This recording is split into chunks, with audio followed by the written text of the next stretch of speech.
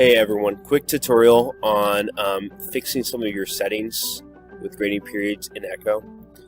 So I'm going to come here to the editor. I personally like to use these little tabs at the bottom.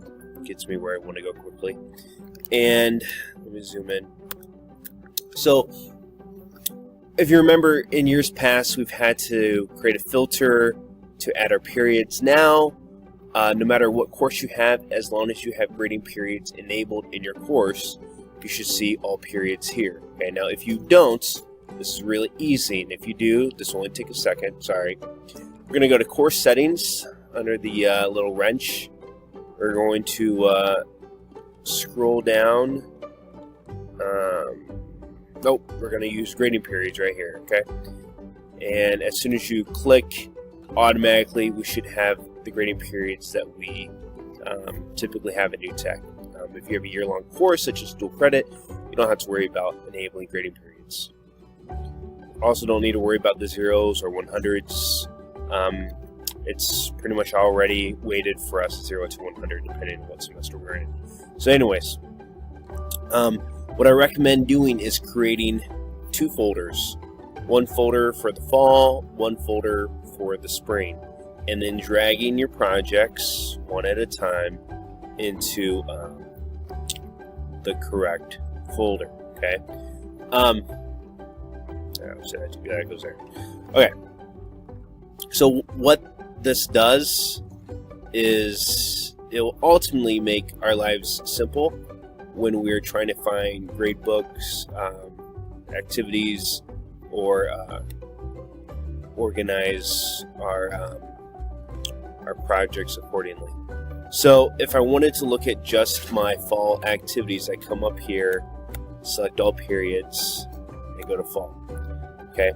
Now, ideally, I would see everything in my fall semester, but I can tell there's some projects that are missing.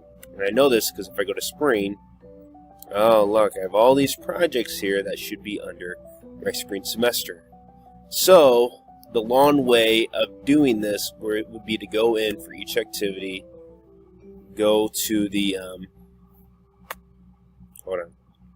for each activity, go to, wait for it to load, the settings, which I don't know if you guys know, but you can just go from tools, go to editor, and bam, I'm right here. Go to settings, and I have to go under the spring semester and change it to fall. Okay.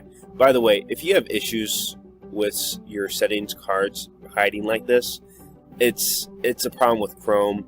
You have to use Mozilla, and you won't have that issue. Anyways, so of course, doing this for all these activities would just take literally hours. And if you're like me, you would like to use a shortcut to not have to do that. Okay, so what we're going to do is we're going to go to editor, and we are going to actually go to activity list. Okay, now this part's very important to make sure we do this correctly. What we will do is we will do a batch edit for all the activities in the fall semester. And since we've already put everything under the fall folder, we will first filter by location, because otherwise we would have to individually find and click on every single activity that we need to change, and I don't want to do that. I'm sure you don't either. So go here to fall, filter by location. We're going to put in fall semester, and if you see here, all of the activities are pulling up. And I want to do assignments. Okay, eventually we're going to have to do it for any other types you may have, such as journals or blogs. But typically, a bulk of your objects in these folders are going to be activities. So we come up here to bulk edit, and I have 218 activities selected. Now all these activities should be in the fall.